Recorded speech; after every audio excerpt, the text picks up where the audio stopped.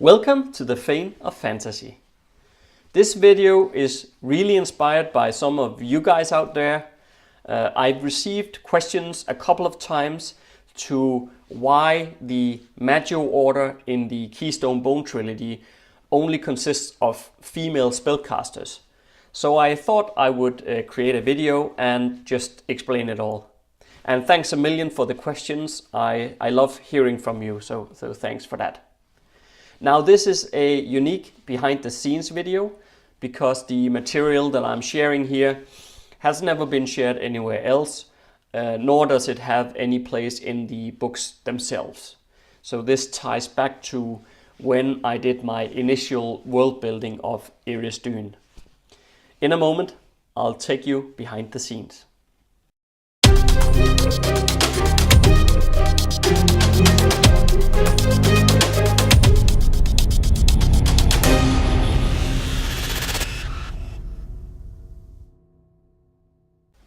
You don't have to know what the Maggio order is in order to understand the explanation I will provide here. But if you prefer it so, I have added a link here on the screen to another video where I cover the Maggio order in more detail. Okay, so let's dive into it. The reason for there only being female spellcasters in the world of Erisdün is rooted in the dawn of time. Back then, there was nothing but a vast blue ocean. In it, Mother Creator floated around as she had done for longer than anyone could imagine. One day, she noticed a beautiful dragon, unmatched in size. It was so large that legend proclaims that the largest dragon that has ever lived was smaller than a single one of this one's scales. Where it came from, Mother Creator didn't know. The dragon held 3 eggs in its arms, each of a different color, a black, a white, and a bronze. The sight was so beautiful to Mother Creator that it caused her suddenly to stand up. As a consequence, an unbelievable tidal wave and tremors of unheard magnitude followed. It caused the 3 eggs to hatch. The lower parts of the eggshells created one great mass of land, and the pieces from the upper parts of the eggshell were carried upward by the great dragon. It formed the stars and the sky. Upon this great mass of land, created from the lower parts of the eggshells, the 3 wormlings grew in power and size, ruling the first and the greatest of dragons. Thousands of years later, these 3 all-powerful female dragons had developed their capabilities beyond imagination, and now they fought over dominion. None of these 3 all-powerful siblings were able to defeat the others, so the battle between the 3 raced on. It could have gone on like this forever if nothing would have changed. The black one of the siblings would often travel to the deepest layers of the universe in search of treasures. She ventured into the deepest and darkest pockets anyone can possibly imagine. Most believe that it was here she encountered a primordial demon of previously unmatched power. In fact, history has no account for where this demon came from, but it didn't appreciate the dragon's presence, and an epic battle occurred. Now, the dragon underestimated the power of the demon, and as she came close to being defeated, she hurled some of her own divine presence against the demon, which tore through the demon and projected some of the demon's essence into the universe. The primordial demon is said to have died from this battle, and so did the dragon. Now there was only 2 of the siblings left, and the fight between them raged on in the coming decades. The White Dragon sought allegiance with the first Green Dragon. Now, he is in the books, and he's called Vanlith. And he got involved in the fight against the bronze-colored sibling, who were now challenged on a whole new level. This bronze dragon was good-hearted of nature, and she liked to interact with other beings in the universe. At one point, she came across an interesting entity of magical nature. The dragon decided to crossbreed with this entity. Perhaps it was love, or maybe the dragon was simply curious to what would happen. Nevertheless, the result was Keystone, the first deity of Erisdün. Even as a child, Keystone would show immense power, which only grew as he got older.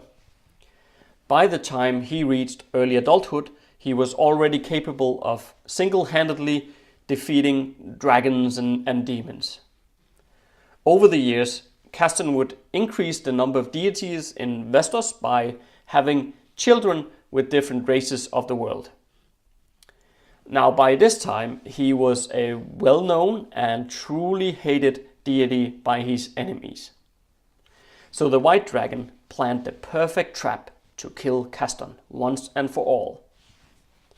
However, Vanlith betrayed the White Dragon and had warned Keystone beforehand, elevating himself into an even greater seat of power. Keystone brought 10 of his most combat-skilled children to fight the White Dragon. All of them deities in their own right. An unbelievable combat followed.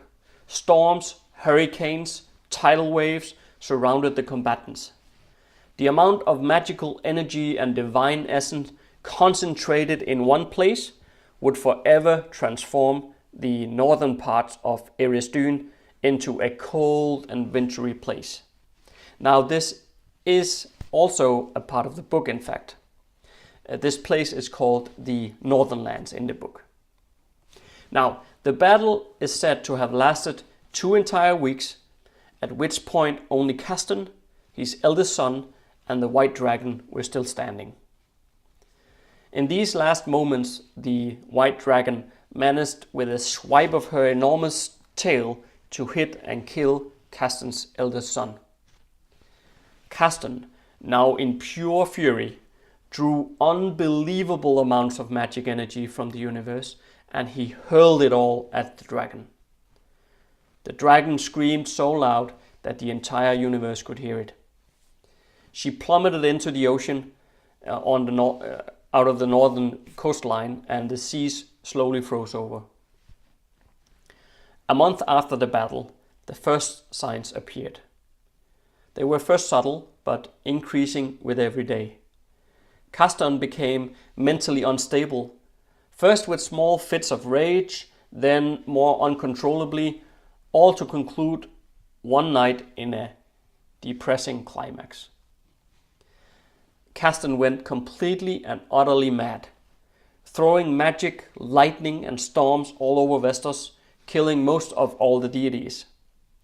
Those who took up the fight didn't survive long against the mighty Keystone.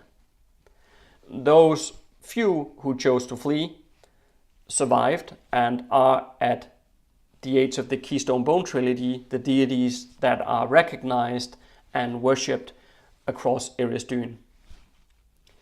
In the morning following that dreadful night, Keystone collapsed dead on the shores of Vestos. From that night and forward, all males wielding magic would go mad sooner or later. It is said that Keystone drew too much magic energy from the universe in his fight with the dragon, and in the process he cursed all male beings with the curse of Keystone. Females do not suffer any ill consequences from wielding magic, perhaps because the first 3 all-powerful dragons and Mother Creator herself were females, and they in some way protected their gender on that dreadful night. the bronze dragon was never seen again. Possibly she left the world behind in grief over the death of her beloved son Keystone. So, that's the explanation to why I have female magic wielders in the world of Erisdün. Now I'm curious to know if videos like this one is interesting to you. So please leave a comment in the comment section below, and I will try to keep in mind to create more of this type of videos in the future if this is indeed to your liking. Also, make sure to hit the like button below and subscribe if this is your first time here. Check the link to Patreon, there are some cool rewards over there. See you next Monday.